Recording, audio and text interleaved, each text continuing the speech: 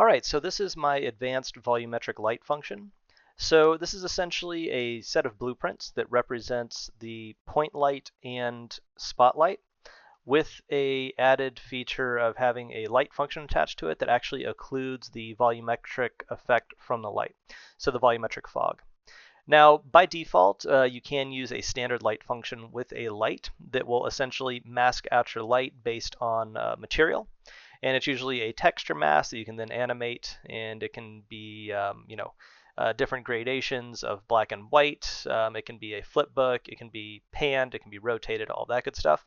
But the one thing it will not do is mask out the volumetric light effect from the light. But my blueprint does exactly that.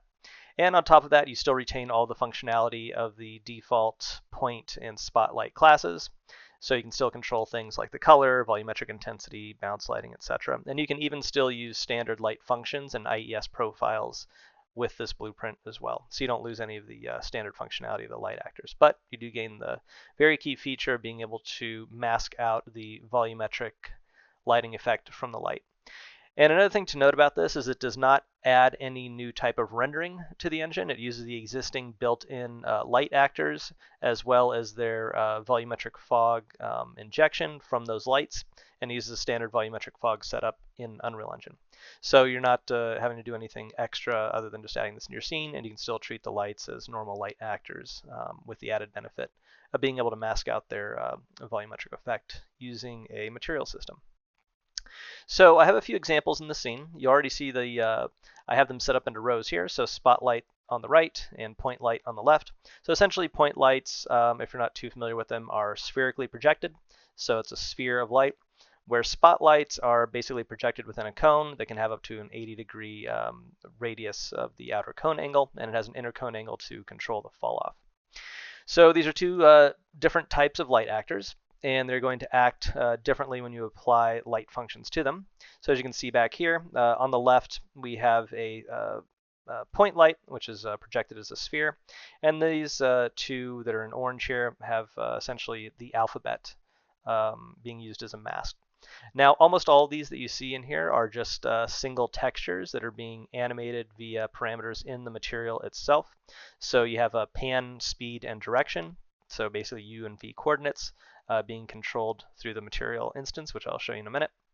And as you can see on the left, these both are sharing the same exact material for the advanced light function, but you can see how they act differently. This one's basically panning across, this one looks like it's rotating. And that's because it's being projected spherically to represent the point light. So if you rotate this light around, or you can rotate around the actual effect around the light, which I'll show you in a minute, you can get different looks on it that way. Now over here, you notice that this one is much more smooth and quicker transition and all that good stuff. This is actually a video file being rendered to a media texture. So it's essentially a black and white video that I am then sampling to a texture and then reading it into the material instance itself. So you can use any video file that you like. Keep in mind that it is looking for black and white values. So the white area of the texture is going to be where the light shines through, and the black area is going to be what's masked out.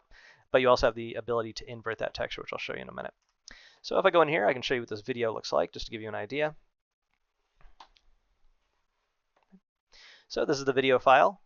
Now I did downsample this to run at 15 frames per second rather than the original frame rate, just so it made the animations slower, but you can use obviously any frame rate that you like, and you can use any media that's supported by the media framework. So if you want to use a URL to a YouTube video, whatever it is that the Unreal Engine media framework supports, you can utilize that as long as it can be rendered to a video texture.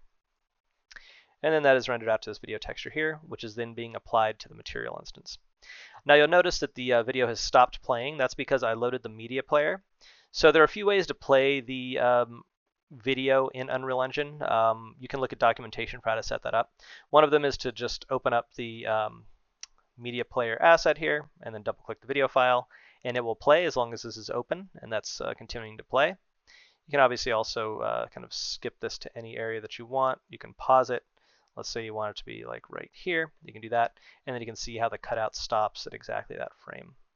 Right? Now, the way I am playing this in the scene, and the reason it stopped working once I loaded that media player is because the media player superseded it, but there is a blueprint in here called BP Media Playback. I just included this in order to show it for the demo, but if you wanted to have this in your scene, you could as well. If you open this up,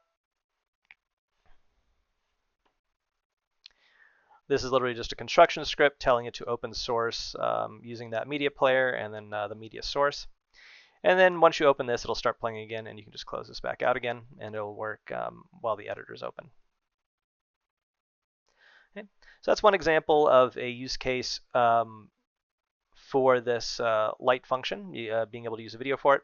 And once again, it's looking for black and white values. So anything that's white, the light will shine through. Anything that's black will mask out the light, unless you invert it in the material instance, which I'll show you in a minute, and then it'll be the opposite. So I'm going to go through here and show you a couple other examples. So once again, this is an alphabet. It's basically a bit block alphabet. This is just a grid of lines. Now you'll see that both of these are set to pan. This one, because it is on a spotlight, it looks more like it's panning across the surface, where this one looks like it's expanding. That's just simply because it's a spherical projection, but I'll show you that in a minute.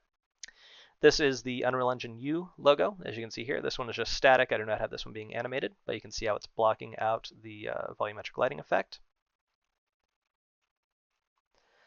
This one here is simply just a bar of white in the mask, and you can see that on the texture itself, it's basically just blocking it out wherever that bar shape is. And I'll show you that in a minute too. Now, one thing to take note of is even though this is being masked by the volumetric light function, it is still going to retain all of the volumetric shadowing for in-world objects. It doesn't change any of that. So this is still occluding and creating light rays and everything as it passes over an object within the masked light area, as you can see here. So that'll still work as intended.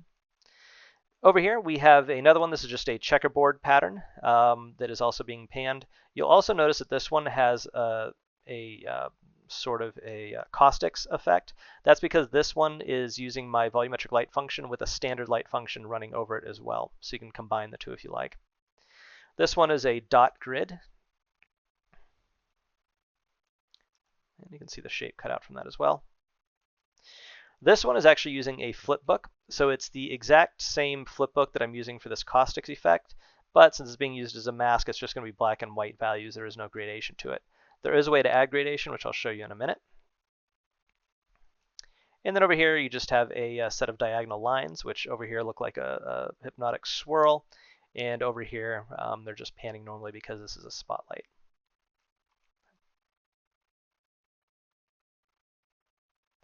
So starting with this, I'm going to start diving into the material instance itself.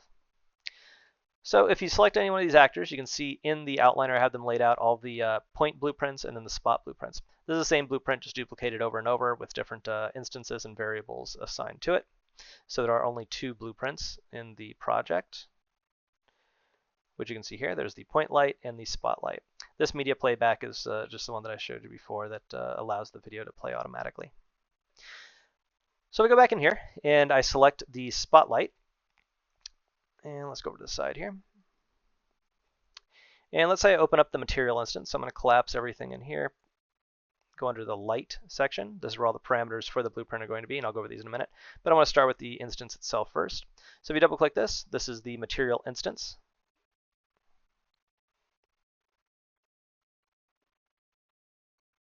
And if I do this search here to find this asset in the browser, you can see this is where all the instances reside. So all these instances are basically running off of a single master material, and then the parameters and textures are changed for each one, and then they're assigned to these light blueprints. So you can have as many of those as you want to, all based off of the same master material.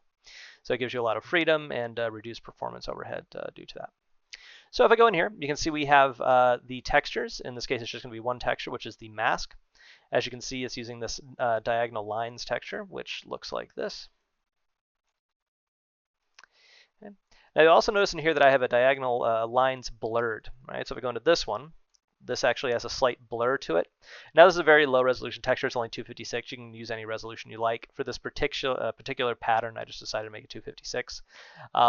But the gradation in here can actually be utilized using temporal dither in the material itself. So if you do have a texture that has a gradation into it, so let's say it's black to white and there's some gray in between, or a fade out, you can actually use that to blur out your pattern.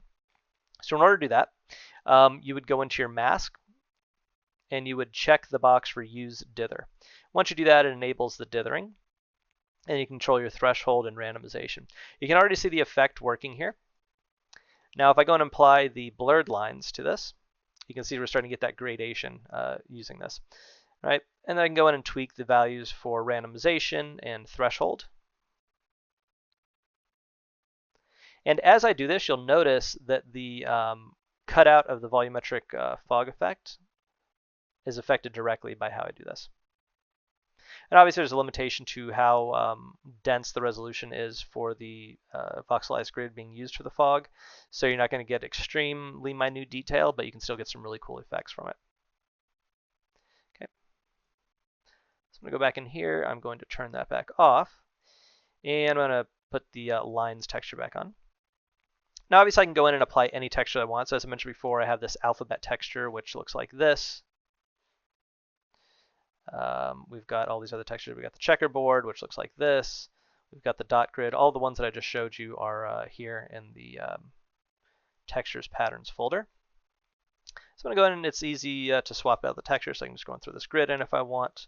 I can throw those lines back in. I can put that strip in here if I want. I can put in the Unreal Engine logo, whatever I'd like to use there.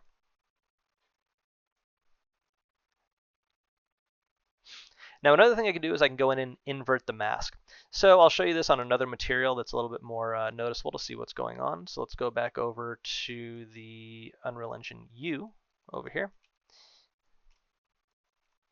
Okay, so on this one you can see very clearly that the U of the Unreal Engine logo is where the light is shining through, right? So the U itself is white, as you can see here in the thumbnail and over here. But if I want to go in and invert that, I can basically make it so everything that's not the U is where the light shines through. And you can see it's occluding the volumetric light effect based on that. And it's all being done in real time, obviously. Now another thing I can show you with this one is the animation. So if I go in here, you can see I have a checkbox for use flipbook. In this case, it will not utilize the flipbook simply because the texture is not set up for it. But in here, I do have a flipbook texture, which I'll show you what this looks like. This is being used for that caustics effect that you see. So you can clearly see the boundaries of each of these. So essentially what the flipbook is going to do is it's going to read each one of these as its own frame, basically, right? So this would be frame 1, 2, 3, and then it just repeats over and over and reads down this way, and then it loops that way. In effect, creating an animation because each one of these is a slightly different position for this mask, and that's how you get that effect.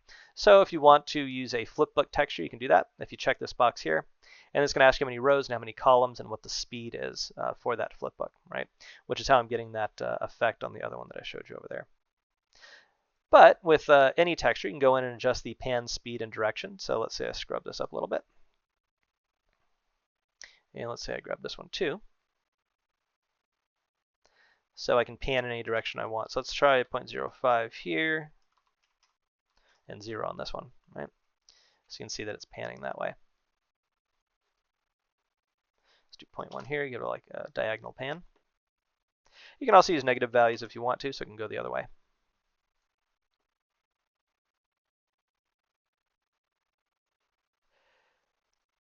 Now another thing you can do is go in and adjust the tiling. So if I go in here and scrub this, or manually type in a value, you can see it's tiling that pattern, which in this case is just the U. And now I've got a bunch of U's going on. I can also go in and rotate it. And by default, it's going to rotate based on the center position of the texture, as you can see here.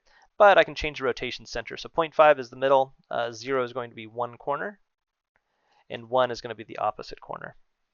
So you can rotate it there, and anywhere in between is going to adjust where that rotation point is. Okay. All right, so all that is very straightforward for how the material instance works. So once again, you have your textures, your tiling rotation, your mask adjustment. So you can invert the mask, whether or not you want to use dither. And then you have your animation, which is whether or not you're going to use a flipbook. And if you do, it has different parameters for that. And then your pan, speed, and direction, where it's just basically going to be R and G, or U and V in this case. Okay. So those are that pretty much covers the material instance itself. Now we can go into the blueprint and the options that are available with that. So I'm going to go over to this asset here. And I'm going to collapse categories for this. So once again, with the blueprint selected, in this case it is a point light. Once again, this is the spotlight. So if I go in here, you can see that you have the ability, if you go under the light category in the details, to change the mobility, so movable, stationary, static. You can select the projection material instance. So in this case, it's going to be the material instances that I already created, right? So if I load any of these up, I can just bring them in here.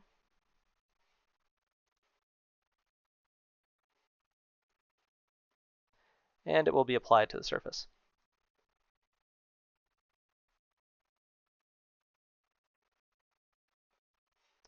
Okay, so I'll put it back to what it was before. I can also, with the point light, I can adjust the projection orientation. So the best way to think of this is a light, a spherical light, and the texture is basically wrapping around the entire light in a sphere. So you can see it's projecting in all directions around that sphere. So this is basically orienting the sphere around that light actor. So if I rotate the sphere around, let's say 90 degrees, you'll see it's going to project from the side. I can also do another 90 degrees here. I can bring that down here, have it project that way. And once it's rotated, I can even rotate the z-axis and kind of better control how it's projected. I could obviously also just rotate the blueprint itself, but this just gives you another layer of control if you want it. Another thing I can do is I can go in and add in a light function. So if I put in caustics, for example, and now I have a light function running over my volumetric light function. So I'm getting the more advanced fall off and gradation, everything of an actual light function, controlling the light itself, and then the pattern controlling the volumetric occlusion. I can also bring in an IES profile on top of that if I want to. So an IES profile is essentially a curves value that allows you to control the light's intensity and overall shape. So you can very easily replicate real world lights, etc. You can also go in and control the intensity, obviously, so the brightness of the light based on Condalis. You can control the color here, just like you would normally. You can go in and control the attenuation radius as represented by this sphere. It's basically how far the light affects objects. You can control the source radius, which you can see here. Now, if you pay attention to the volumetric light pattern, you can see it becomes blurrier the larger the radius gets. So essentially what the source radius does, if you're not familiar with it, is it controls the radius from which the light actually emits, so the physical light representation in the world. So this will do a couple things. One of them is it will affect how shadows are cast. The shadows will become fuzzier because it's from a larger light source. So you pay attention to this shadow from the cube here. You can see that it's perfectly hard shadowed here. As I bump up the source radius, you'll see that gets a little bit more fuzzy. And so does the projection pattern being used. Another thing it will do is it will change the size of the specular reflection from this light in reflective surfaces. So any surface that picks up specular values, whether it be glass, stone, mud, water, whatever it is, all of the lights will have a specular value unless they're turned off. And they'll represent the color and then the size and shape based on this radius. So the larger this is, it'll represent a larger reflection of this light in the surface. Now the soft surface radius essentially takes that specular reflection and allows you to feather it out. So it's not just a hard circular shape, right? And then you also have source length. So I take source radius and let's say I span it out here a little bit, and I take the source length and make this longer, or make this larger. You can see this basically starts making a capsule shape. So the way that the source radius and source length are supposed to be used is, let's say you have a light emitting actor. So let's say it's a neon or fluorescent light tube and you want it to match that perfectly. You kind of adjust your source radius and source length to match that piece of geometry that's supposed to be emitting light. And it'll more accurately represent how that light is cast. And then you can also use it for, let's say it's a light bulb, right? You would make this, roughly 3 or 4 inches spherical to encompass that light bulb geometry. You can also go in and adjust your indirect lighting intensity, so how much bounce value is given off by this light. So when the light hits an object and bounces around, how much of an influence it actually has. And you control the volumetric scattering intensity. So by default, this is going to be a 1 value on light actors, but you can scrub this up to whatever value you like. And this will control how much this light injects into the volumetric lighting grid. for the purpose of the example, I'm setting it to 40. Okay, so that is the point light actor. Now the spotlight actor has all the same features. The only one that it does not have is going to be the projection orientation. Because it is a spotlight, it doesn't need that. It's not using a spherical projection, so you don't really have to have that ability. You can control the rotation, everything from the material instance anyway. But it has all the same features that I just went over. The only difference is that it has an inner and outer cone angle as well, right? And the way the advanced volumetric light function is designed is it will take that into account as you expand it as well. And then all these light actors can be controlled as you normally would control a light actor. So if I want to rotate this around, point it in a certain direction, whatever it is. You can also still attach these to objects as well. So let's say you have a car with headlights and you want to have that specific pattern cut out of them, or you have a flashlight or a character with a gun on the light, or even a suit with a light on. You want to control how the volumetric effect looks from that light. You can utilize this, this blueprint for that as well.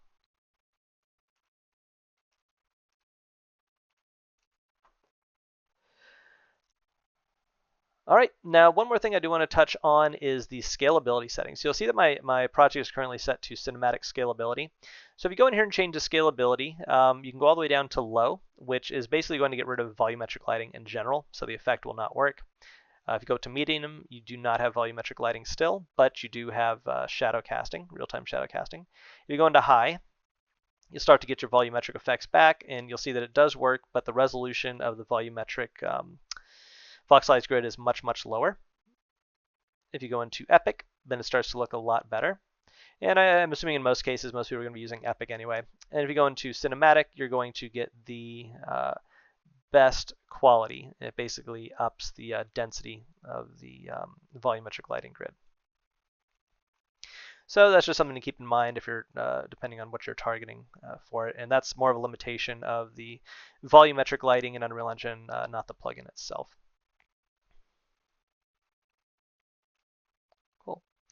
So that is the advanced volumetric lighting function.